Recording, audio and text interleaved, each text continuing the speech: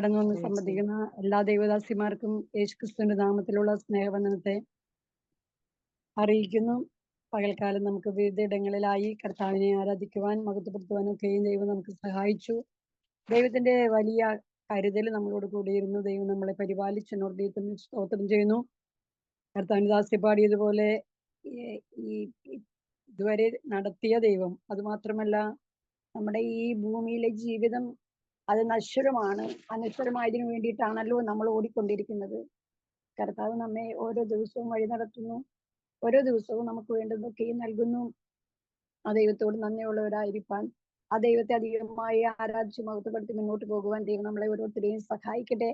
അല്പസമയത്തെ രാത്രികാലത്തെ ചിന്തയ്ക്ക് വേണ്ടി ഒരു വാക്യം വായിക്കുന്നതിന് മുമ്പ് എന്നെ ഈ ഇങ്ങനെ ഒരു മീറ്റിങ്ങിന് ക്ഷണിച്ച പ്രിയ കർത്തദാസിയും കുടുംബത്തിനും എൻ്റെ സ്നേഹവന്ദനവും നന്ദിയും എല്ലാം അറിയിക്കുന്നു. കാരണം ഞാൻ കഴിഞ്ഞ ദിവസങ്ങളിലൊക്കെ ആയിട്ട് പനിയാലും ചുമയാലൊക്കെ ഭാരപ്പെട്ടിട്ടൊക്കെ ആയിരിക്കുന്നുവെങ്കിലും ദൈവം എന്നെ ഇന്ന് രാത്രികാലം ബലപ്പെടുത്തിയതിനോട് ദൈവത്തിന് സ്തോത്രം ചെയ്യുന്ന ദൈവമക്കളെ എനിക്ക് വേണ്ടി പ്രാർത്ഥിക്കണം.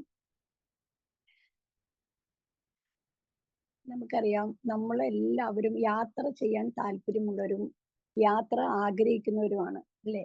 അപ്പൊ യാത്ര ചെയ്യാന്ന് പറയുമ്പോൾ പല വിധത്തിൽ നമുക്ക് യാത്ര ചെയ്യാം. കരമാർഗം യാത്ര ചെയ്യാം, വെള്ളത്തിലൂടെ യാത്ര ചെയ്യാം, വായുമാർഗത്തിലൂടെ യാത്ര ചെയ്യാം. ഈ 3 മാർഗത്തിലൂടെയും അനേകരും ഇപ്പോഴും യാത്ര ചെയ്തുകൊണ്ടിരിക്കുന്നു. ഈ യാത്രകളിലൊക്കെയും പ്രതിസന്ധികളും പ്രതികൂലങ്ങളൊക്കെയും ഉണ്ടാകുന്നുണ്ട്. എന്നാൽ അത് ലോകപരമായിട്ടുള്ള പ്രതികൂലങ്ങളൊക്കെയും എന്ത് ചെയ്യുന്നു? അവരത് പരിഹരിച്ചിട്ട് മുന്നോട്ട് പോകുന്നു. നമുക്കറിയാം, കഴിഞ്ഞ ദിവസങ്ങളിലൊക്കെയും വ്യോമമാർഗത്തില് അല്ലെങ്കിൽ വിമാനത്തിൽ യാത്ര ചെയ്യുന്നവർക്ക് വന്നതായ നേരിട്ടതായ പല പ്രശ്നങ്ങളുടെ മുഖത്ത് അവർ വിമാനം തിരിച്ചിറക്കുകയും അവരെ വേറൊരു വിമാനം ചാർട്ട് ചെയ്ത് കൊണ്ടുപോവുകയും ചെയ്യുന്നു. അങ്ങനെ ഒരു ഭാഗത്ത് ഈ കപ്പലിലൂടെ യാത്ര ചെയ്യുന്നവർക്കായിരുന്നാലും കടൽക്ഷോഭങ്ങൾ വന്നിട്ട് കഷ്ടപ്പെടുന്നതായ അനുഭവത്തില് അവരത് യാത്ര മാറ്റിവെക്കുന്നതായിട്ട് കാണുന്നു.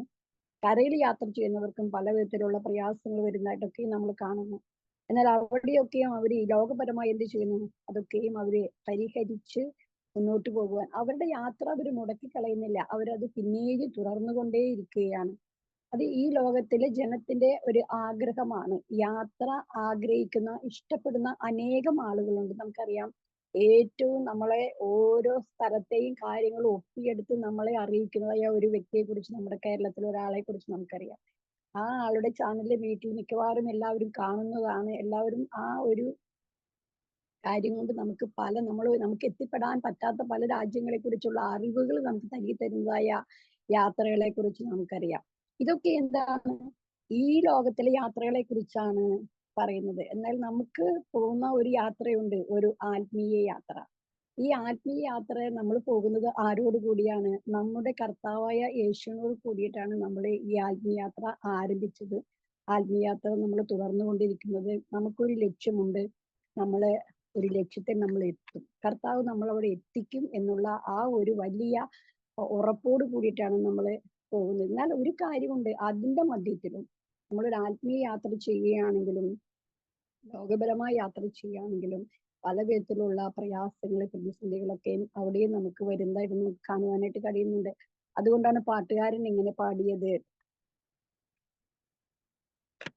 പാട്ടുകാരൻ ഇങ്ങനെ പാടി: കാറ്റടിക്കും തിരയിളകും അരുതരുതേ ഭയമരുതേ, കാറ്റും കടലും അവൻ തടുക്കും, ദ്യോവിൻ തീരം അവൻ അണയ്ക്കും, ദ്യോവിൻ തീരം അവൻ അണയ്ക്കും. കർത്താവ് നമ്മളോട് കൂടെയുണ്ടെങ്കിൽ കാറ്റടിക്കട്ടെ, പ്രതികൂലങ്ങൾ വരട്ടെ, തിര ഇളകട്ടെ, നമ്മൾ ഭയപ്പെടേണ്ട ആവശ്യമില്ലെന്നാണ് കർത്താവ് നമ്മളോട് പറയുന്നത്. ഞാനിത് പറയുവാൻ കാരണം എന്നെ കഴിഞ്ഞ ദിവസങ്ങളിൽ ചിന്തിപ്പിച്ച ഒരു വാക്യമാണ്. അത് നമുക്കൊന്ന് വായിക്കാം. മർക്കോസിന്റെ സുവിശേഷം 4-ാം അധ്യായം അതിന്റെ 35 മുതലുള്ള വാക്യങ്ങളിൽ അത് എഴുതിയിട്ടുണ്ട്. അന്ന് സന്ധ്യയായപ്പോൾ നാം അക്കരയ്ക്ക് പോകുക എന്ന് അവൻ അവരോട് പറഞ്ഞു. അവർ പുരുഷാരത്തെ വിട്ട് താൻ പടകിൽ ഇരുന്ന പാടെ അവനെ കൊണ്ടുപോയി. മറ്റു ചെറു പടകുകളും കൂടെ ഉണ്ടായിരുന്നു. അപ്പോൾ വലിയ ചുഴലിക്കാറ്റ് ഉണ്ടായി. പടകിൽ തിര തള്ളിക്കയറുക കൊണ്ട് അത് മുങ്ങുമാറായി. അവൻ അമരത്ത് തലയണ വച്ച് ഉറങ്ങുകയായിരുന്നു. അവർ അവനെ ഉണർത്തി. ഗുരു, ഞങ്ങൾ നശിച്ചു പോകുന്നതിൽ നിനക്ക് വിചാരമില്ലയോ എന്ന് പറഞ്ഞു. അതിന്റെ അകത്തെ ഒരു വാക്യം മാത്രമാണ് എന്നെ ചിന്തിപ്പിച്ചത്. ഗുരു, ഞങ്ങൾ നശിച്ചു പോകുന്നതിൽ നിനക്ക് വിചാരമില്ലയോ എന്ന് ശിഷ്യന്മാരെ ആ ഉറങ്ങുന്ന യേശുവിനെ ഉണർത്തിയിട്ട് ചോദിക്കുകയാണ്. എന്നെ ചിന്തിപ്പിച്ചൊരു കാര്യം, എന്തുകൊണ്ടാണ് ഈ ശിഷ്യന്മാർ അങ്ങനെ പറയുവാനായിട്ട് ഇടയായിത്തീർന്നത്? ഞങ്ങൾ നശിച്ചു പോകുന്നതിൽ നിനക്ക് വിചാരമില്ലയോ? അതിന് തൊട്ട് മുമ്പ് 3-ാം അധ്യായത്തിൽ യേശു ചെയ്തൊരു കാര്യമുണ്ട്. അവൻ മലമേൽ കയറി തനിക്ക് ബോധിച്ചവരെ അടുക്കെ വിളിച്ചിട്ട് അവരെ തെരഞ്ഞെടുക്കുകയാണ്. എന്തിനു വേണ്ടി? തന്റെ ശിഷ്യന്മാരായിട്ട് അവരെ തെരഞ്ഞെടുക്കുന്നു. തന്നോട് കൂടി ഇരിക്കുവാനും പ്രസംഗിക്കാൻ അയക്കേണ്ടതിനും ഭൂതങ്ങളെ പുറത്താക്കേണ്ടതിന് അധികാരം ഉണ്ടാകേണ്ടതിന് വേണ്ടി 12 നിയമിച്ചു എന്ന് അവിടെ എഴുതിയിരിക്കുന്നു. ആ നിയമിച്ച ആ ആൾക്കാരാണ്, അല്ലെങ്കിൽ ആ ശിഷ്യന്മാരാണ് ഇവിടെ യേശുവിനോട് പറയുന്നത്, ഞങ്ങൾ നശിച്ചു പോകുന്നതിൽ നിനക്ക് വിചാരമില്ലയോ എന്ന്. അപ്പൊ അവരെ നശിച്ചു പോകാൻ വേണ്ടിയിട്ടാണോ യേശു വിളിച്ചത്? അല്ല. പലപ്പോഴും നമ്മുടെ ഓരോരുത്തരുടെയും ചിന്ത അങ്ങനെ തന്നെയാണ്. നമുക്കൊരു പ്രശ്നം വരുമ്പോൾ, ഒരു പ്രതികൂലം വരുമ്പോഴേ, ഒരു പ്രയാസം വരുമ്പോഴേ, ജീവിതത്തിൽ കഷ്ടത നേരിടുമ്പോൾ, കർത്താവെ ഞാൻ 30 വർഷമായി, 40 വർഷമായി, അല്ലെങ്കിൽ ഞാൻ 2 വർഷമായി, 3 വർഷമായി ഒക്കെ ദൈവഭാഗത്ത് വന്നിട്ട് എന്നെ എന്തിനു വേണ്ടിയാ കർത്താവ് വിളിച്ചത്? എന്നെ ഇങ്ങനെ ഈ ഭൂമിയിലെ കഷ്ടത കൊണ്ട് നശിപ്പിക്കാൻ വേണ്ടിയിട്ടാണോ എന്നുള്ള ചോദ്യം നമ്മുടെ ഭാഗത്ത് നിന്ന് പലപ്പോഴും ഉയരുന്നുണ്ട്. ദൈവത്തിന്റെ ആത്മാവ് പറയുന്നു, നമ്മളെ അങ്ങനെ ഭൂമിയിൽ നമ്മൾ നശിപ്പിച്ച് കളയുവാനല്ല ദൈവം നമ്മളെ കുറിച്ച് ആഗ്രഹിക്കുന്നത്. ഇവിടെ ലൂക്കോസിന്റെ സുവിശേഷത്തിലായിരുന്നാലും മത്തായി സുവിശേഷത്തിലായിരുന്നാലും എല്ലാ സുവിശേഷങ്ങളിലും യേശു ഈ ഓരോ ശിഷ്യന്മാരെ വിളിക്കുമ്പോഴും പറയുന്ന, എന്നെ അനുഗമിക്കുക, ഞാൻ നിങ്ങളെ മനുഷ്യരെ പിടിക്കുന്നവരാക്കും എന്ന് പറഞ്ഞ് കർത്താവ് അവരെ വിളിച്ചു കൊണ്ടുവന്ന് എന്നെ അനുഗമിക്കുക എന്ന് പറഞ്ഞ് കൊണ്ടുവന്നിട്ട് ഒരു ചെറിയൊരു കുഞ്ഞിനെ പോലും പിടിക്കാനായിട്ട് അവർക്ക് സാധിക്കാതിരുന്ന ആ സമയത്താണ് ഈ ശിഷ്യന്മാര് പറയുന്നത്, ഞങ്ങൾ നശിച്ചു പോകുന്നത് നിനക്ക് വിചാരമില്ലേ എന്ന്. അപ്പൊ അതിന്റെ അർത്ഥം എന്താണ്? അതൊക്കെ യാതൊരു വിശ്വാസവും വന്നിട്ടില്ല കർത്താവില്. കർത്താവ് പറഞ്ഞ ഈ വാക്തത്വങ്ങളിലും കർത്താവ് എന്തിനു വേണ്ടിയിട്ടാണ് ഞങ്ങളെ വിളിച്ചെന്നുള്ള ആ ഒരു ചിന്ത പോലും അവരുടെ ഉള്ളിൽ നിന്ന് പോകുവാനിടയായി തീർന്നു. അവര് പറയുകയാണ്, ഞങ്ങൾ ഈ കടലിൽ അല്ലെങ്കിൽ ആ തടാകത്തിൽ കൊണ്ടുവന്ന് ഞങ്ങളെ മുക്കിക്കളഞ്ഞാൽ നശിച്ചു പോകാനാണോ ഞങ്ങളെ കൊണ്ടുവന്നതെന്നാണ് അവരുടെ ചിന്ത വരുന്നത്. അതുകൊണ്ടാണ് അവര് അമരത്ത് തലയണ വെച്ച് ഉറങ്ങുകയായിരുന്ന യേശുവിനെ അവർ ഉണർത്തുവാനായിട്ട് ഇടയായി തീർന്നത്. അത് നമുക്കറിയാം. ഈ ഒരു യേശു പലപ്പോഴും ഇങ്ങനെ തടാകത്തിലൂടെ യാത്ര ചെയ്ത് പോയിട്ടുള്ള അനുഭവങ്ങളൊക്കെ പിന്നീട് നമുക്ക് വായിക്കാനായിട്ട് കഴിയുന്നുണ്ട്. എന്നാൽ ഈ പ്രാവശ്യം പോയപ്പോൾ ഇവരുടെ കൂടെ കുറച്ച് ചെറു പടകുകൾ ഉണ്ടായിരുന്നു. യേശു എന്തിനു വേണ്ടിയാണ് നാം അക്കരയ്ക്ക് പോകുക എന്ന് പറഞ്ഞതിന്റെ ആ ഇന്നർ ആയിട്ടുള്ള യേശുവിന്റെ പ്ലാൻ എന്താണെന്ന് ഈ ശിഷ്യന്മാർക്ക് അറിയില്ലായിരുന്നു. സ്തോത്രം. അത് മാത്രമല്ല, യേശുവിന്റെ കൂടെ ഇവര് പോകുമ്പോഴേ ഇവരെ യേശുവിന് എന്ത് ഇവരെ പഠിപ്പിക്കാനുണ്ട്, അല്ലെങ്കിൽ യേശു ആരാണെന്ന് ഇവരെ മനസ്സിലാക്കി കൊടുക്കാനുണ്ടെന്നുള്ള കാര്യം യേശു ഇവരോട് പറഞ്ഞിട്ടില്ലായിരുന്നു. ഇവരോട് നാം അക്കരയ്ക്ക് പോക എന്ന് മാത്രമേ പറഞ്ഞുള്ളൂ. അവരുടനെ യേശുവിന്റെ കൂടെ ചാടി പുറപ്പെടുവാനായിട്ട് ഇടയായിത്തീർന്നു. അങ്ങനെ പോയതായ ഈ ശിഷ്യന്മാര് ഈ പോകുന്ന പോക്കിലാണ് ഒരു വലിയ ഒരു ചുഴലിക്കാറ്റ് കടന്നു വന്ന് അവരുടെ തിര ഇളകി അവരുടെ പടകിൽ മുക്കുമാറാക്കുന്ന ഒരു അനുഭവം അവർക്കുണ്ടായത്. അപ്പൊ അവരുടെ ചിന്ത എന്താണ്? ഇത് തീർന്നു, ഇനി അക്കരെ എന്തിനു വേണ്ടി യേശു അക്കരയ്ക്ക് പോകാൻ പറഞ്ഞ്? അത് യേശു ഞങ്ങളോടിട്ട് പറഞ്ഞിട്ടുമില്ല. അവിടെ ചെന്ന് എന്താണ് യേശു ചെയ്യാൻ ആഗ്രഹിക്കുന്നതെന്ന് പറഞ്ഞിട്ടില്ല. ഇനിയിപ്പോ ഈ വെള്ളത്തിൽ മുങ്ങി ചാകുന്നതായിരിക്കും ഈ ഞങ്ങളുടെ അടുത്ത സ്റ്റെപ്പ് എന്നവർ ചിന്തിച്ചിട്ടാണ് അവർ പറയുവാൻ വിചാരിച്ചിരുന്നത്. അതുവരെയും പ്രകൃതി മേലുള്ള യേശുവിന്റെ അധികാരത്തെ കുറിച്ച് അവർ കണ്ടിട്ടില്ലായിരുന്നു. കാരണം അതിനു മുമ്പത്തെ ഭാഗങ്ങളിലൊക്കെയും ഈ മർക്കോസിന്റെ സുവിശേഷത്തില് അവിടെ എഴുതിയിട്ടുണ്ടാകുന്ന രോഗികളെ സൗഖ്യമാക്കുന്നു, ഭൂതഗ്രസ്തരെ വെടിവെക്കുന്നു ഒക്കെയും അത് ആ ഭൂതബാധിത സ്ത്രീയുടെ വിഷയങ്ങളൊക്കെ അവിടെ എഴുതിയിട്ടുണ്ട്. പിന്നെ മാത്രമല്ല, വചനത്തിൽ നിന്ന് യേശു ഉപദേശത്തിലൂടെയും ഉപമകളിൽ കൂടെയും ഒക്കെയും അവരെ പറഞ്ഞ് മനസ്സിലാക്കി കൊടുക്കുന്നതായിട്ടൊക്കെയും നമുക്ക് കാണുവാനായിട്ട് കഴിയുന്നു. സ്തോത്രം. എന്നാല് അതുവരെയും ശിഷ്യന്മാർക്കോ അല്ലെങ്കിൽ ലോകത്തിനോ അറിയാതിരുന്ന ആ ഒരു വിഷയം ദൈവം അന്ന് അവിടെ വെളിപ്പെടുത്തുവാൻ ആഗ്രഹിച്ചിട്ടാണ് അവരോട് പറയുന്നത്, നമുക്കരയ്ക്ക് പോക എന്ന് പറഞ്ഞു. അവിടെ ചെന്ന് യേശു ചെയ്യുവാൻ എന്ത് കാര്യമാണോ ഉദ്ദേശിച്ചത് എന്നുള്ള കാര്യം യേശു അവരോട് പറഞ്ഞിട്ടുമില്ല. ഇവര് വഴിയിൽ വെച്ച് ഇതുപോലെയുള്ള പ്രശ്നങ്ങൾ അവർക്ക് വരുവാനായിട്ട് നോക്കുക. അമരം എന്ന് പറയുന്നത് നമുക്കറിയാം, വള്ളം തുഴഞ്ഞു പോയിട്ടുള്ളവർക്ക് അല്ലെങ്കിൽ വള്ളത്തെ കുറിച്ച് അറിവുള്ളവർക്കറിയാം, അമരം എന്ന് പറയുന്നത് ഈ ഒരു വഞ്ചിയുടെ പിൻഭാഗമാണ്, അണിയമാണ് മുൻഭാഗം. അപ്പോ അതിന്റെ അർത്ഥം ഈ തുഴയുന്ന അല്ലെങ്കിൽ നിയന്ത്രിക്കുന്നവൻ ഇരിക്കുന്ന ഭാഗമാണ് അമരം. ഹല്ലേലൂയ. അപ്പോ ആ അമരത്താണ് യേശു തലയണ വെച്ച് ഉറങ്ങുന്നത്. ഈ അമരത്തെ നിയന്ത്രിക്കുന്നവൻ അല്ലെങ്കിൽ വള്ളത്തെ നിയന്ത്രിക്കുന്നവൻ അവിടെ ഉണ്ടെന്നുള്ള ബോധം പോലും അവർക്ക് പോയി. അവരാൽ കഴിയുന്ന രീതിയിൽ വള്ളത്തിൽ വെള്ളം കയറാതെയുള്ള എല്ലാ പരിപാടികളൊക്കെ അവർ ചെയ്തിട്ടുണ്ടാവും. കാരണം അവര് വർഷങ്ങളായി ഈ വെള്ളവുമായി വള്ളവുമായി അവർക്ക് നല്ല പരിചയമുള്ള തുഴക്കാരായിരുന്നു, മീൻപിടുക്കാരായിരുന്നു ഈ ശിഷ്യന്മാരിൽ പലരും. അതുകൊണ്ട് അവർക്കറിയാം എങ്ങനെ പോയാലേ എങ്ങനെ ചെയ്താലേ ഇതൊക്കെ നിയന്ത്രിച്ചു പോകാമെന്ന് അവർക്കറിയാമായിരുന്നു. പക്ഷേ യേശു ഈ വിഷയത്തില് ഇങ്ങനെ പെട്ടെന്നൊരു ചുഴലിക്കാറ്റ് വന്ന് വെള്ളം കയറിയപ്പോൾ അതൊന്നും അവരുടെ യാതൊരു പ്രയത്നവും അവിടെ സഫലമാകുവാനായിട്ട് ഇടയായി തീർന്നില്ല. അതെല്ലാം നിഷ്ഫലമായി പോകുവാനിടയായി തീർന്നു. മാത്രമല്ല അവര് യേശുവിനെ നിലവിളിച്ചിട്ട് ഉണർത്തുകയാണ്. നാഥാ, ഞങ്ങൾ നശിച്ചു പോകുന്നതിൽ നിനക്ക് വിചാരമില്ലയോ എന്ന് പറഞ്ഞുകൊണ്ട് യേശുവിനെ വിളിക്കുകയാണ്.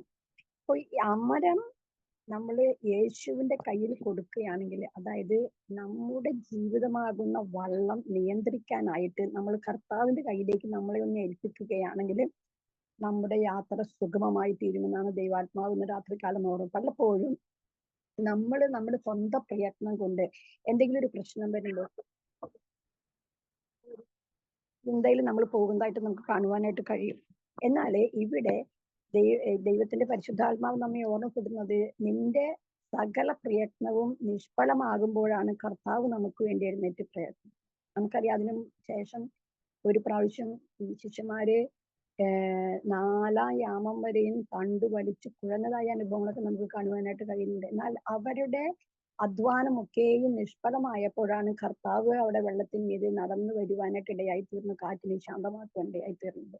ഇവിടെയും കർത്താവ് ചെയ്യുന്നത്, ഇവിടെ കർത്താവിനെ അത് വിളിച്ചുണർത്തിയപ്പോൾ കർത്താവിനെ വിളിച്ചു ഉണർത്തി കഴിഞ്ഞപ്പോൾ കർത്താവ് പറയുന്ന ഒരു കാര്യമുണ്ട്. അവൻ എഴുന്നേറ്റ് കാറ്റിനെ ശാസിച്ചു, കടലിനോട് അടങ്ങുക എന്ന് പറഞ്ഞു. കർത്താവ് ഇതിനൊക്കെ ശാസിക്കാനും അതിനെ അമർത്തുവാനും കഴിവുള്ളവനാണെന്ന് ഈ തന്റെ കൂടെ വന്നതായ ഈ ശിഷ്യന്മാര് അറിയണമെങ്കിൽ കർത്താവിന്റെ ശക്തി എന്തെന്ന് അവര് മനസ്സിലാക്കുവാൻ ഇതൊക്കെ ആവശ്യമായിരുന്നു. എന്നാൽ അതിന്റെ പുറകിലും ഒരു കാര്യം ഉണ്ടായിരുന്നു. ഈ കടലില് ഈ ചുഴലിക്കാറ്റ് കൊണ്ടുവന്നത് ആരാ?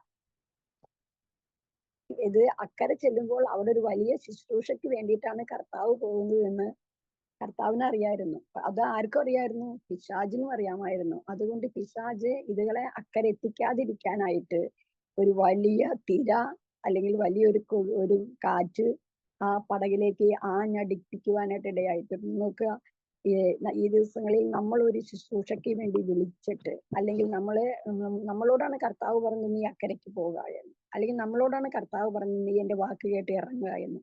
അങ്ങനെ ഇറങ്ങാൻ പറഞ്ഞിട്ട് ഇറങ്ങിയ നമുക്ക് വഴിയിൽ പ്രതികൂലങ്ങൾ വരുന്നുണ്ടെങ്കിൽ, കാറ്റടിക്കുന്നുണ്ടെങ്കിൽ, തീരെ തല്ലി കയറുന്നുണ്ടെങ്കിൽ നമുക്ക് കർത്താവിനോട് പറയാൻ നമുക്കൊരു റൈറ്റ് ഉണ്ട്. കർത്താവെ, നീ പറഞ്ഞിട്ടല്ലേ ഞങ്ങൾ ഇറങ്ങിയത്, നീ പറഞ്ഞിട്ടല്ലേ ഞങ്ങൾ പോകുന്നത്, അങ്ങനെയെങ്കിൽ ഇതിനെ കർത്താവ് നീ ശാന്തമാക്കി തരണം. അത് ഏതൊരു വിഷയമാകട്ടെ, സാമ്പത്തിക വിഷയമാകട്ടെ, തലമുറകളുടെ വിഷയമാകട്ടെ, ജോലി സംബന്ധമായ വിഷയമാകട്ടെ, നമ്മുടെ സഭയുടെ വിഷയമാകട്ടെ, അല്ലെങ്കിൽ നമ്മുടെ ചുറ്റുപാടുകളിൽ നിന്ന് നമ്മുടെ ദേശക്കാരിൽ നിന്ന് അല്ലെങ്കിൽ നമ്മുടെ ചാർച്ചക്കാരിൽ നിന്ന് നമ്മുടെ നേരെ അടിക്കുന്നതായ തിരകളാകട്ടെ, കാറ്റുകളാകട്ടെ, ഇതൊക്കെയും അടക്കുവാനായിട്ട് നമ്മുടെ കർത്താവിന് കഴിയും. കർത്താവിനെ നമ്മൾ ഉണർത്തേണ്ടത് ആവശ്യമാണ്. പലപ്പോഴും നമ്മൾ എന്താണ്, കർത്താവ് ഉറങ്ങുകയാണല്ലോ, കർത്താവിനെ ശല്യപ്പെടുത്തണ്ടല്ലോ എന്നൊക്കെ വിചാരിച്ചിട്ട് നമ്മളാൽ അത് പരിശ്രമിച്ച് അതിനൊരു പരിഹാരം വരുത്തുവാനായിട്ട് നമ്മൾ നോക്കുകയാണ്. എന്നാൽ കർത്താവ് പറയുന്നത്, നീ അത് ചെയ്യണ്ട, ഞാൻ നിനക്ക് വേണ്ടി ചെയ്തു തരാം.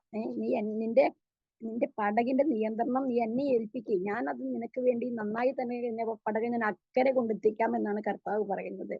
മാത്രമല്ല അവിടെ നമുക്ക് കാണുവാനായിട്ട് കഴിയുന്നു, ഇത് പിശാചിന് അറിയാമായിരുന്നു. കർത്താവ് അവിടെ ചെന്നാല് എന്താണ്, വലിയ ഒരു വിടുതല് അവിടെയുള്ള ഗദർദേശത്തെ ഭൂതഗ്രസ്തന് കിട്ടുമെന്ന് പിശാചിന് അറിയാം. കാരണം തന്റെ സാമ്രാജ്യത്തിന്റെ ഒരു തകർച്ചയ്ക്ക് അത് കാരണമായി തീരുമെന്ന് ഈ പിശാചിന് അറിയാവുന്നത്. പിശാച് എന്ത് ചെയ്തു, എങ്ങനെയെങ്കിലും അവിടെ മുക്കിക്കളയുവാനായിട്ട് നോക്കുകയാണ്. കർത്താവ് ഉണ്ടല്ലോ, കർത്താവിനെ കൂടെ മുക്കിക്കളയാമെന്ന് പിശാച് വിചാരിക്കുന്നു. എന്നാലേ ഒരു കാര്യം അറിയാം, കർത്താവ് ഈ സകലത്തെയും നിർമ്മിച്ചവൻ, സൃഷ്ടിച്ചവൻ അവിടെ എഴുന്നേറ്റ് അതിനെ ശാസിക്കുന്നു, അതിനെ അടക്കുന്നതായിട്ട് നമുക്ക് കാണുവാനായിട്ട് കഴിയുന്നു. എന്നാല് നമ്മുടെ സ്വന്തം ഇഷ്ടപ്രകാരം പോയിട്ട് പലപ്പോഴും നമ്മുടെ ജീവിതത്തിൽ കാറ്റടിച്ചിട്ട് നമ്മൾ ദൈവത്തിനോട് കറങ്ങിയിട്ട് ചിലപ്പോൾ അത് കാറ്റ് ചിലപ്പോൾ അമർന്നു എന്ന് വരത്തില്ല. നമുക്കറിയാം യോനയുടെ കാര്യത്തിലായിരുന്നാലും നമുക്കറിയാം അവിടെ യോന കയറിയ കപ്പല് അവനോട് നിനിവയിൽ പോയി പ്രസംഗിക്കാൻ പറഞ്ഞിട്ട് അവൻ പോകുന്നത് എങ്ങോട്ടാണ്? തർസീസിലേക്കാണ് പോകുന്നത്.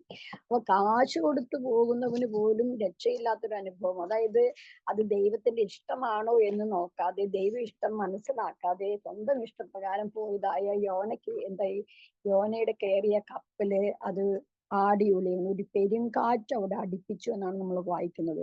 അങ്ങനെ ഭയങ്കര കോളും കാറ്റൊക്കെ ഉണ്ടായിട്ട് അവന്റെ കപ്പലും മുങ്ങുമാറായപ്പോഴാണ് അവിടെയുള്ള എല്ലാ ജാതി മതസ്ഥരായ പല ആളുകളുണ്ടായിരുന്നു. അവരെല്ലാവരും എഴുന്നേറ്റ് അവരവരുടെ ദൈവങ്ങളെ വിളിച്ച് പ്രാർത്ഥിക്കുവാൻ, അവർക്കൊരു പരിഹാരം എവിടെ നിന്ന് കിട്ടുമെന്ന് പറഞ്ഞ് അവർ പ്രാർത്ഥിക്കേണ്ടതായിട്ട് നിന്നാല് സകലത്തെയും സൃഷ്ടിച്ചവനായ ദൈവത്തെ ആരാധിച്ചു വരുന്ന ഈ ഈ ഇസ്രായേൽക്കാരൻ അല്ലെങ്കിൽ ഈ യോന കടലിന്റെ അടിത്തട്ടിൽ പോയിട്ട് സുഖമായിട്ട് ഉറങ്ങുന്നതായിട്ട് നമുക്ക് കാണുവാനായിട്ട്. ഇതൊന്നും അവനെ ബാധിക്കുന്നതായിട്ട് നമുക്ക് കാണുന്നില്ല. അനുസരണക്കേട് കാണിക്കുന്നവർ എങ്ങനെ തന്നെയാണ്? അവരുടെ ഹൃദയം ആദ്യം തന്നെ പിന്മാറിപ്പോകുന്നു.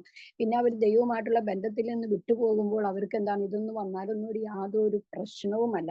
അവരിങ്ങനെ മറ്റുള്ളവർക്ക് എന്ത് സംഭവിച്ചാലും വിഷയമല്ല. അവിടെ കാറ്റടിക്കട്ടെ, അവരുടെ ചരക്കുകളൊക്കെ വലിച്ചെറിയട്ടെ, അതൊന്നും ഇവർക്കൊരു പ്രശ്നമേ അല്ല. അങ്ങനെ പോയതായി യോനയെ അവർ പൊക്കിക്കൊണ്ടുവന്ന് നിർത്തിയപ്പോൾ യോന പറയുന്നത്, ഈ കരയെയും കടലിനെയൊക്കെയും സൃഷ്ടിച്ചവനായ ദൈവത്തെ ഭജിച്ചു വരുന്നവനായാണ് ഞാന്. പക്ഷെ എന്നെ എടുത്ത് നിങ്ങൾ വെള്ളത്തിലേക്ക് ഇട്ട കടല് ശാന്തമാകും. അപ്പോൾ നിങ്ങളുടെ യാത്ര നിങ്ങൾക്ക് പോകാൻ. ചില സമയങ്ങളിൽ അങ്ങനെയാണ്. ചിലത് ഈ പടക് അല്ലെങ്കിൽ ഈ കപ്പല് ആടി ഉലയുമ്പോൾ അത് ആരാണ് ഈ അനുസരണക്കേട് കാണിച്ചതെന്ന് ആ ആൾക്ക് തന്നെ മനസ്സിലാകുവാണെങ്കിൽ വളരെ ഉപകാരമാണ്. അത് മനസ്സിലായില്ല എങ്കിൽ എന്ത് ചെയ്യും? ഇതുപോലെ വളരെ പ്രയാസം ആ കപ്പലിലുള്ളവർ മുഴുവനും നേരിടേണ്ടി വരും. അവർക്ക് വളരെ പ്രയാസങ്ങളിലൂടെ കടന്നു പോകേണ്ടതായിട്ട് വരും. എന്നാൽ അവസാനം യോനയെ എടുത്ത് വെള്ളത്തിലിട്ട് കഴിഞ്ഞപ്പോൾ കാറ്റ് നിൽക്കുവാനായിട്ട് ഇടയായി തീർന്നു. എന്നെ കേൾക്കുന്ന പ്രിയ ദൈവമക്കളെ, ഈ ദിവസങ്ങളിൽ നമ്മുടെ കുടുംബത്തില് അല്ലെങ്കിൽ നമ്മുടെ സഭയില് അല്ലെങ്കിൽ നമ്മുടെ ഭവനത്തില് എപ്രകാരമുള്ളതായ കാറ്റുകളും കോളുകളും ചിലത് അടിക്കുന്നുണ്ടോ എന്ന് നമ്മൾ ചിന്തിക്കണം. നമ്മുടെ ആരുടെയെങ്കിലും അനുസരണക്കേട് മുഖാന്തരം ഇപ്രകാരമുള്ള സംഭവങ്ങൾ ഉണ്ടാകുന്നുണ്ടെങ്കിൽ അതിന് നമ്മൾ പരിഹാരം വരുത്തുക തന്നെ വേണം. അതിന് കടലിലേക്ക് എടുത്തിടാനല്ല ദൈവാത്മാവ് പറയുന്നത്. അത് നമ്മൾ ബുദ്ധിയോടെ ചെയ്യണം. കർത്താവ് എന്താണോ നമ്മളോട് ചെയ്യാൻ പറഞ്ഞത് ആ കാര്യം ചെയ്യണം. ഇവിടെ യോന പറഞ്ഞത് കടലിലേക്ക് എടുത്തിട്ട കടൽ ശാന്തമാവും എന്ന് പറഞ്ഞത് ശരിയാണ്. കർത്താവ് അങ്ങനെ ചെയ്തു. കാരണം അവിടെ കർത്താവ് ഒരു പ്ലാൻ ചെയ്തിട്ടാണ് അവിടെ വെച്ചത്. അതായത് ഒരു തിമിംഗലത്തെ അല്ലെങ്കിൽ ഒരു മത്സ്യത്തെ അവിടെ ആക്കി വെച്ചിട്ടാണ് ഇവനെ വെള്ളത്തിലേക്ക് എടുത്തിട്ടത്. എന്നാലേ എന്നിട്ടും അവൻ അവിടേക്ക് പോകാൻ മനസ്സില്ലാതെ ഇരുന്നിട്ട് കർത്താവ് അവനെ അവിടെ നിർബന്ധിച്ച് പിന്നെയും കൊണ്ടുപോവുകയാണ്. അത് നമ്മളോട് എന്ത് കാര്യം ചെയ്യുവാൻ ദൈവം നമ്മളോട് പറഞ്ഞിട്ട് നമ്മളത് ചെയ്യാതെ പോകുന്നുണ്ടോ, അപ്പോൾ നമ്മുടെ ജീവിതത്തില്, കുടുംബത്തില്, നമ്മുടെ സഭയില്, നമ്മുടെ കുഞ്ഞുങ്ങളുടെ ഇടയിലൊക്കെ പ്രശ്നങ്ങളും പ്രതികൂലങ്ങളും വരുന്നുണ്ടോ എന്ന് നമ്മൾ ചിന്തിച്ചു നോക്കണം. അത് നമ്മൾ പരിഹരിച്ച് മുന്നോട്ട് പോകുന്നുവെങ്കിൽ നമുക്ക് സുഗമമായി യാത്ര ചെയ്യുവാനായിട്ട് കഴിയുമെന്നാണ് ദൈവത്തിന്റെ ആത്മാവ് അവിടെ ഓർമ്മപ്പെടുന്നത്. നമുക്കറിയാം 107 സങ്കീർത്തനത്തിലും ഇത് തന്നെയാണ് പറയുന്നത്. അതായത് അവിടെ 107 സങ്കീർത്തനത്തിലെ ഈ ഇസ്രായേൽ മക്കളെ കുറിച്ചുള്ള ഒരു വിവരണം അവിടെ കർത്താവ് കൊടുക്കുന്നുണ്ട്, ഈ സങ്കീർത്തനക്കാരൻ കൊടുക്കുന്നുണ്ട്. അതിനകത്ത് ആ 107 സങ്കീർത്തനത്തിന്റെ 23 മുതലുള്ള താഴേക്ക് ഭാഗങ്ങൾ വായിക്കുന്നതിന് മുന്നമേ കർത്താവ് അവർക്ക് ചെയ്തതായ ഓരോ കാര്യങ്ങൾ എണ്ണി എണ്ണി പറഞ്ഞുകൊണ്ട് വരുന്നുണ്ട്. പക്ഷെ അവിടെയൊക്കെയും അവര് മഹാകഷ്ടത്തിലായി, അങ്ങനെ കഷ്ടത്തിലായി. അപ്പൊ അവരെന്ത് ചെയ്തു? ദൈവത്തെ വിളിച്ചപേക്ഷിച്ചു. ദൈവം അവർക്ക് ഞെരുക്കത്തിൽ നിന്ന് വിടുവിച്ചു. അവർ മനുഷ്യപുത്രന്മാർ ചെയ്ത അത്ഭുതങ്ങളെ ചൊല്ലി ദൈവത്തെ സ്തുതിക്കട്ടെ എന്നൊക്കെ പറഞ്ഞ് വളരെ സന്തോഷമായിട്ട് ആടിയും പാടിയും പിന്നെയും മുന്നോട്ട് പോകും. കുറച്ചു നേരം കഴിഞ്ഞ് കഴിയുമ്പോ അവർക്ക് പിന്നെയും എന്തെങ്കിലും ഒരു പ്രശ്നം വരും. അപ്പൊ അവരെന്ത് ചെയ്യും? പിന്നെയും നിലവിളിക്കും.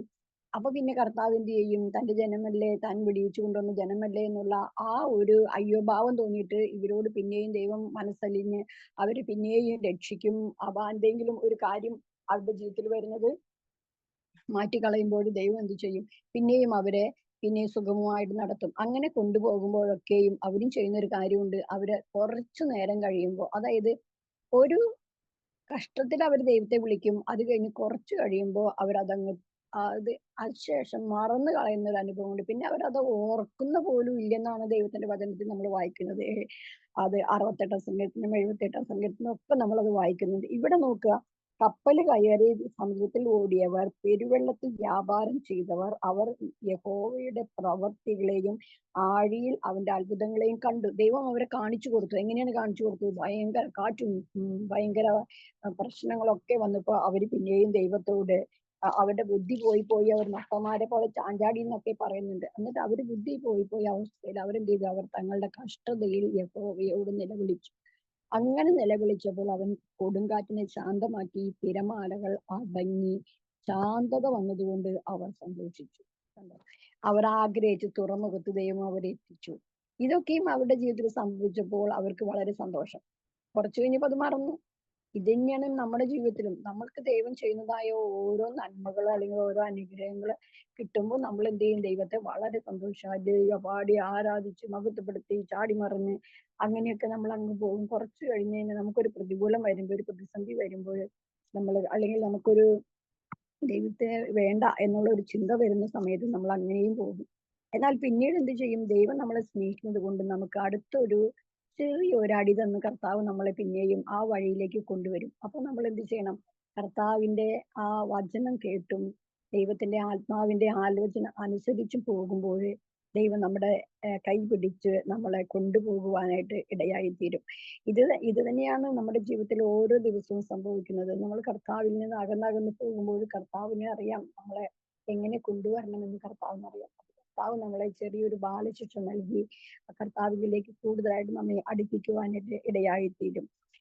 ഇയ്യോബിന്റെ പുസ്തകത്തില് അത് പിശാച് കൊണ്ടുവന്നതാണ് ഈ ഒരു വലിയ ഒരു പെരുങ്കാറ്റ് അല്ലെങ്കിൽ ഒരു കൊടുങ്കാറ്റ് മരുഭൂമിയിൽ നിന്ന് വന്ന് തന്റെ മക്കളെ എല്ലാം കൊന്നുകളഞ്ഞ ഒരു അനുഭവം ഉണ്ട്. അവർ വീട് മുഴുവനും ദേഹത്തോടെ വീണ് മരിച്ചു പോകുന്ന ഒരു അനുഭവം ഉണ്ട്. പിശാചും ഈ കാര്യം ചെയ്യും. നമുക്കറിയാം കർത്താവ് പോയ ആ വള്ളത്തെ പോലും മുക്കിക്കളയുവാനായിട്ട് പിശാച് നോക്കിയിട്ട് കർത്താവ് എന്ത് ചെയ്തു? അതിനെ ശാസിക്കുവാനായിട്ട് ഇടയായിത്തീരും. കർത്താവിന് അതിന്റെ പുറകിലുള്ളതായ എന്താ കാര്യം എന്ന് കർത്താവിന് അറിയാം, നമുക്കറിയത്തില്ല. നമ്മൾ പലപ്പോഴും എന്ത് ചെയ്യാൻ കൈകാലിട്ട് അടിച്ചിട്ട് നാഥാ ഞങ്ങൾ നശിച്ചു പോകും നിനക്ക് വിചാരമില്ലേ എന്ന് പറഞ്ഞ് കർത്താവിനെ വിളിച്ച് നിലവിളിക്കുക ചെയ്യുന്നത്. പക്ഷെ ഒരു കാര്യമുണ്ട്, നമുക്ക് ദൈവം ചില അധികാരങ്ങളും ചില കൃപകളും ദൈവം നമുക്ക് നൽകി തന്നു. നമ്മുടെ കയ്യിൽ ദൈവം ഏൽപ്പിച്ചിട്ടുള്ളതായ ചില കൃപകളുണ്ട്, ദൈവം ഏൽപ്പിച്ചിട്ടുള്ള ചില അധികാരങ്ങളുണ്ട്. അത് നമ്മൾ ഉപയോഗിക്കുവാനായി അതിനെ പ്രായോഗികമാക്കുവാനായിട്ട് പലപ്പോഴും നമ്മൾ ശ്രമിക്കുന്നില്ല. നമ്മുടെ പ്രതികൂലങ്ങളിൽ നമുക്ക് അത് നിലനിൽക്കുവാനായിട്ട് നമ്മൾ ചെയ്യേണ്ടുന്നതായ പല കാര്യങ്ങളെ കുറിച്ചും ദൈവം നമ്മളെ പഠിപ്പിക്കുന്നുണ്ട്. നമ്മുടെ പക്കൽ ഏൽപ്പിച്ചിട്ടുണ്ട് ചില ആയുധങ്ങൾ. അതൊന്നും നമ്മൾ എടുത്തുപയോഗിക്കുന്നില്ല. അതെല്ലാം നമ്മൾ എന്ത് ചെയ്യുന്നു? അത് നമ്മൾ മാറ്റി വെച്ചിട്ട് നമ്മളിപ്പോ വചനത്തിൽ വായിക്കുന്നത് പോലെ നമ്മുടെ അലരി വൃക്ഷങ്ങളിന്മേൽ തൂക്കിയിട്ട് നമ്മളെ കിന്നരങ്ങളൊക്കെ തൂക്കിയിട്ടിട്ട് നമ്മൾ മിണ്ടാതെ വായും പൂട്ടിയിരിക്കുന്ന അനുഭവങ്ങൾ, നമ്മൾ പാട്ട് പാടാതെ ആരാധിക്കാതെ ദൈവത്തിന് കൊടുക്കേണ്ട മഹത്വം കൊടുക്കാതൊക്കെ ഇരിക്കുന്ന അനുഭവങ്ങൾ. എന്നാൽ ദൈവത്തിന്റെ ആത്മാവ് പറയുന്നു നമ്മൾ ഈ ദിവസങ്ങളില് നമുക്ക് ദൈവം എന്താണ് നമ്മുടെ കയ്യിൽ ഏൽപ്പിച്ചിരിക്കുന്നത് അത് നമ്മൾ അധികാരത്തോടെ ദൈവത്തിന്റെ ശക്തിയോടെ നമ്മൾ അതിനെ പ്രയോഗിക്കുന്നുവെങ്കിൽ നമ്മുടെ നേരെ നിൽക്കുന്നതായ ആ ശത്രുവിനെ നമുക്ക് തകർക്കുവാനായിട്ട് കഴിയുമെന്നാണ് ദൈവത്തിന്റെ വചനം പറയുന്നത്. ഒരിക്കലും ഒരു സൂവില്, അതായത് ഒരു എന്താ പറയാ കാഴ്ച ബംഗ്ലാവില് ഒരു ഒരു അമ്മ ഒട്ടകവും ഒരു കുഞ്ഞു ഒട്ടകവും ഉണ്ടായിരുന്നു. രണ്ടു ഒട്ടകം. അതായത് തള്ള അവിടെ വന്നതിന് ശേഷമായിരിക്കാം ഈ കുഞ്ഞുണ്ടായത്, അല്ലെങ്കിൽ കുഞ്ഞിനും കൂടെ കൊണ്ടുവന്നതായിരിക്കാം. അപ്പോ ഈ കുഞ്ഞ് നോക്കുമ്പോ ഈ അമ്മ ഒട്ടകം ഈ വെള്ളം ഇങ്ങനെ വീപ്പേന്ന് ഇങ്ങനെ വലിച്ചു കുടിക്കുക. അപ്പം ഈ കുഞ്ഞൊട്ടകത്തിന് കുറച്ച് വെള്ളം മതിയല്ലോ. പക്ഷെ ഈ വലിയ ഒട്ടകം കുറേ വെള്ളം കുടിച്ചപ്പോ ഈ കുഞ്ഞിന്റെ വിചാരം എന്താണ്? ഈ അമ്മയുടെ പുറകിൽ ഇങ്ങനെ ഒരു ചെറിയൊരു ഹമ്പ് പോലെ, ഒരു ചെറിയൊരു മുഴ പോലെ ഉണ്ടല്ലോ. കുഞ്ഞിന്റെ വിചാരം അതിന്റെ അകത്താണ് ഈ അമ്മ ഈ വെള്ളം സൂക്ഷിച്ചു വെക്കുന്നത് എന്ന് വെച്ചിട്ട് ആ കുഞ്ഞ് അമ്മയോട് ചോദിക്കുവാണ്, അമ്മ ഇത് വെള്ളം മുഴുവൻ അമ്മ എവിടെ സൂക്ഷിച്ചു വെക്കുന്നത്? അപ്പൊ അമ്മ പറഞ്ഞു, ഇത് വെള്ളമല്ല, വെള്ളമല്ല, എന്റെ പുറകിലുള്ളത് അതില് ഫാറ്റാണ്, കൊഴുപ്പ്. അതായത് എനിക്ക് കുറെ ദിവസങ്ങൾ ഭക്ഷണമില്ലാതിരിക്കുമ്പോഴും എനിക്ക് മരുഭൂമിയിലൂടെ യാത്ര ചെയ്യാനായിട്ടുള്ള ശക്തി തരുന്നതാണ് ആ സാധനം.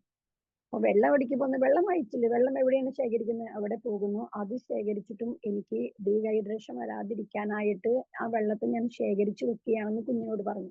ഈ കുഞ്ഞ് ഇതൊക്കെ ശ്രദ്ധിച്ച് ഈ അമ്മയെ ഇങ്ങനെ സൂക്ഷിച്ചു നോക്കിയപ്പോ ഈ അമ്മയുടെ കൺപീലികൾക്ക് ഭയങ്കര നീളം, ഈ പീലികൾക്ക് ഭയങ്കര നീളം. ഈ അമ്മയോട് കുഞ്ഞ് ചോദിച്ചു, അമ്മ ഇതെന്തിനാ അമ്മയുടെ കണ്ണിന്റെ പീലികൾക്ക് ഇത്രയും നീളം? അപ്പൊ അമ്മ കുഞ്ഞിനോട് പറഞ്ഞു കൊടുത്തു, അതെ, മണലിലൂടെ നമ്മൾ മരുഭൂമിയിലാണല്ലോ നടക്കുന്നത്. മരുഭൂമിയിൽ നമ്മൾ നടക്കുമ്പോ അത് കണ്ണില് പൊടി മണൽക്കാറ്റടിക്കുമ്പോൾ പൊടിപടലം കയറാതിരിക്കാനായിട്ടാണ് അതങ്ങനെ കീഴിൽ വന്ന് നമുക്ക് അത് തടസ്സം നിൽക്കാനായിട്ടാണ് അത് നമുക്ക് തന്നിരിക്കുന്നത് എന്ന് പറഞ്ഞു. അപ്പൊ അമ്മയുടെ കാലെന്താ ഇത്ര വീതിയായിട്ട് ഇങ്ങനെ പരന്നിരിക്കുന്നെ?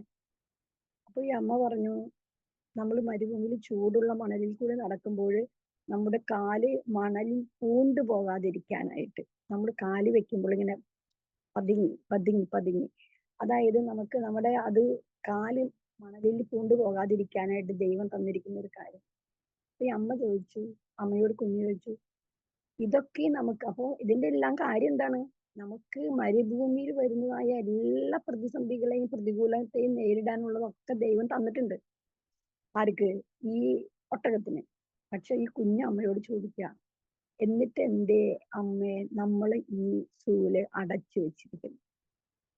ഇതുപോലെയാണ് നമ്മൾ പലപ്പോഴും നമുക്ക് ഇതെല്ലാം ദൈവം തന്നിട്ടുണ്ടെങ്കിലും നമുക്കിതൊന്നും പ്രയോഗിക്കുവാൻ കഴിയാത്ത രീതിയിൽ നമ്മളെ ഒതുക്കി വെച്ചിരിക്കുന്ന ചില മണ്ഡലങ്ങളുണ്ട്. ദൈവത്തിന്റെ ആത്മാവ് പറയുന്നു, ഈ ദിവസങ്ങളിൽ നമ്മൾ ആ മണ്ഡലത്തെ പൊട്ടിച്ച് പുറത്ത് കടന്നിട്ട് ഏത് പ്രതിസന്ധി വന്നാലും പ്രതികൂലം വന്നാലും തളരാതെ നിൽക്കുവാനുള്ള കാര്യങ്ങളൊക്കെ ദൈവം നമ്മളെ ഏൽപ്പിച്ചിട്ടുണ്ട്. അതിന് വേണ്ടുന്നതായ എല്ലാ പ്രൊട്ടക്ഷനും എന്താ പറയാ, ഡിപ്പെൻഡ് ചെയ്യാനുള്ള എല്ലാ കാര്യങ്ങളും ദൈവം നമുക്ക് തന്നിട്ടുണ്ട്. അതൊന്നും നമ്മൾ ഉപയോഗിക്കുന്നില്ല, അത് പ്രയോഗിക്കുന്നില്ല. നമുക്ക് പ്രശ്നങ്ങൾ വരുമ്പോൾ പ്രതികൂലങ്ങൾ വരുമ്പോൾ നമ്മൾ നിലവിളിക്കുകയാണ് ചെയ്യുന്നത്. ഈ ദിവസങ്ങളിൽ ദൈവത്തിന്റെ പരിശുദ്ധാത്മാവ് പറയുന്നു, നമ്മൾ ആ വേലിക്കെട്ടുകളെല്ലാം പൊളിച്ച് പുറത്ത് കടന്നിട്ട് നമ്മളിൽ പകർന്നതായ ദൈവകൃപ നമുക്ക് ഒടുവിൽ കർത്താവിലും അവന്റെ അമിത ബലത്തിലും ശക്തിപ്പെടുകയും ദൈവത്തിന്റെ സർവായുധ വർഗം ധരിച്ചുകൊണ്ട് നിൽക്കുവാൻ എന്ന് പറയുമ്പോൾ നമ്മൾ ഈ അക്ഷരികമായിട്ടുള്ള ആയുധങ്ങളെല്ലാം നമുക്ക് ദൈവം നൽകിയിട്ടുള്ളത് ആത്മീയമായിട്ടുള്ള ആയുധങ്ങൾ. ആ ആയുധങ്ങളെ നമ്മൾ ധരിച്ചുകൊണ്ട് നിൽക്കുവാനും ആ ശത്രുവിനോട് പോരാടുവാനും കർത്താവ് നമ്മെ സഹായിക്കട്ടെ. ഈ നമ്മുടെ പടകില് ഇതുപോലെയുള്ള പ്രശ്നങ്ങൾ കടന്നു വരുമ്പോൾ, നമ്മുടെ ജീവിതത്തിന്റെ തോണിയിലെ പ്രശ്നങ്ങൾ കടന്നു വരുമ്പോൾ അതിനെ എതിർത്ത് നിൽക്കുവാന്, അല്ലെങ്കിൽ അതിനെ തരണം ചെയ്യുവാന്, അതിന് നമുക്ക് തുഴഞ്ഞ് അക്കരെ എത്തുവാനായിട്ട് നമുക്ക് കർത്താവിന്റെ സഹായം ഈ ദിവസങ്ങളിൽ അധികമായിട്ട് നമുക്ക് കർത്താവിനോട് ചോദിക്കാം. മാത്രമല്ല ഈ ദിവസങ്ങളില് നമ്മുടെ അമരക്കാരനായിട്ട് നമ്മുടെ കർത്താവിനെ നമുക്ക് ക്ഷണിക്കാം. നമ്മുടെ അമരം നിയന്ത്രിക്കുവാനായിട്ട് നമ്മുടെ ജീവിത പടക് അത് നിയന്ത്രിക്കുന്നത് നമ്മുടെ കർത്താവ് തന്നെ ആയിരിക്കട്ടെ. കർത്താവ് തന്നെ നമ്മളെ നടത്തുമ്പോൾ നമുക്ക് എന്ത് പ്രശ്നം വന്നാലും, ഇതുപോലെയുള്ള പ്രശ്നങ്ങളൊക്കെ വരുമ്പോൾ കർത്താവ് പറയും, മകനെ മകളെ നീ ഇന്ന ആയുധം എടുത്ത് ഉപയോഗിക്കുക, അല്ലെങ്കിൽ ഇന്നത് നീ ചെയ്യേ. അങ്ങനെ നമ്മളോട് പറയുമ്പോൾ അത് കേൾക്കുവാനുള്ള ഒരു ശ്രദ്ധ. നമുക്കറിയാം, ഈ പൗലോസ് അപ്പസ്തോലൻ റോമിലേക്കുള്ള യാത്രയിൽ തന്റെയും കപ്പല് തകർന്നു പോയ അനുഭവം നമുക്കറിയാം. അവിടെ പറയുന്നത് ഈ അമരം തിരയുടെ കേമത്താൽ ഉടഞ്ഞു പോയി എന്നാണ് പറയുന്നത്. അമരം ഉടഞ്ഞു കഴിഞ്ഞാൽ പിന്നെ ഒന്നും ചെയ്യാൻ പറ്റില്ല, പിന്നെ ആ കപ്പൽ പൊളിഞ്ഞു തന്നെ. അപ്പോ അതെന്തുകൊണ്ടാണ്? ഈ പൗലോസിന്റെ വാക്ക് കേൾക്കാതെ പോയത് കൊണ്ടാണ് അവർക്കത് അങ്ങനെ സംഭവിക്കേണ്ടതായിട്ടുണ്ട്. ഈ ദിവസങ്ങളിൽ നമ്മെ നടത്തുന്നവര് നമ്മളോട് പറയുന്നതായ കാര്യങ്ങള് പരിശുദ്ധാത്മാവും നമ്മളോട് സംസാരിക്കും. അതോടൊപ്പം നമ്മെ നടത്തുന്ന ദൈവദാസന്മാരോ ദൈവവചനവും ഇതൊക്കെയും നമ്മൾ അനുസരിച്ച് മുന്നോട്ട് പോകുന്നുവെങ്കിൽ നമ്മുടെ കപ്പലിന്റെ അമരം ഉടഞ്ഞു പോകുവാൻ ഇടയാകാതെ നമ്മളെ അക്കരെ എത്തിക്കുവാനായിട്ട് കർത്താവ് സഹായിക്കും.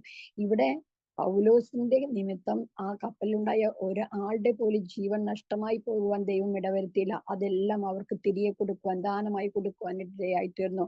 മാത്രമല്ല ആ പൗലോസിന്റെ ഒരു ശുശ്രൂഷ ആ ദേശത്ത് വെളിപ്പെടേണ്ടത് ആവശ്യമായതുകൊണ്ട് ദൈവം അവനെയും അവിടെ ഈ കപ്പല് തകർന്നു എന്ന് തോന്നി കപ്പലിൽ നിന്ന് അവര് എങ്ങനെയോ രക്ഷപ്പെട്ട് ആ ദ്വീപിലെത്തിയതിനു ശേഷം അവിടെയും അവനെ ജീവിക്കാൻ അനുവദിക്കാത്ത രീതിയിലുള്ളതായ പല പ്രശ്നങ്ങൾ ഉണ്ടായെങ്കിലും അവിടെയൊക്കെയും ദൈവം അവന് ശക്തി കൊടുത്ത് അവിടെയും ഒരു വലിയ ശുശ്രൂഷ ചെയ്ത് അവിടെ നിന്ന് റോമിലേക്ക് പോകുവാൻ ഇടയായിത്തീർന്നു. നമ്മളെ കുറിച്ച് ദൈവം എന്താണ് ഒരു പ്ലാൻ ചെയ്തിട്ടുള്ളത്, അക്കരെ പോയിട്ട് നമ്മൾ എന്ത് ചെയ്യണമെന്ന് ദൈവം ആഗ്രഹിക്കുന്നുവോ, നമ്മളൊരു യാത്ര കൊണ്ടുപോകുമ്പോൾ ദൈവം അതിന്റെ അന്ത്യത്തിൽ എന്താണോ ആഗ്രഹിക്കുന്നത് അതിലേക്ക് കൊണ്ടുപോയി നമ്മളെ കൊണ്ട് അത് നിവർത്തിക്കുവാനായിട്ട് നമ്മളെ വിളിച്ച ദൈവം വിശ്വസ്തനാണ്. ഇവിടെ ദൈവത്തിന്റെ ദാസന്മാരായ ഈ ശിഷ്യന്മാരെ എല്ലാവരെയും വിളിച്ചപ്പോൾ വിളിച്ചപ്പോൾ പറഞ്ഞു ഞാൻ നിങ്ങളെ മീൻ പിടിക്കുന്നവരാക്കുമെന്ന് പറഞ്ഞ് വിളിച്ചിട്ട് വഴിയിൽ ആ കടലിൽ അല്ലെങ്കിൽ ആ കാറ്റും കോളും വന്നപ്പോൾ തള്ളിയിട്ട് നശിപ്പിക്കുവാനല്ല ദൈവം അവനെ അത് സമ്മതിച്ചു കൊടുക്കാതെ അവരെ കുറിച്ച് നമുക്കറിയാം അപ്പസ്തല പ്രവൃത്തികളിലും പിന്നീട് അങ്ങോട്ടുള്ള അവരുടെ ജീവിതത്തിലൊക്കെയും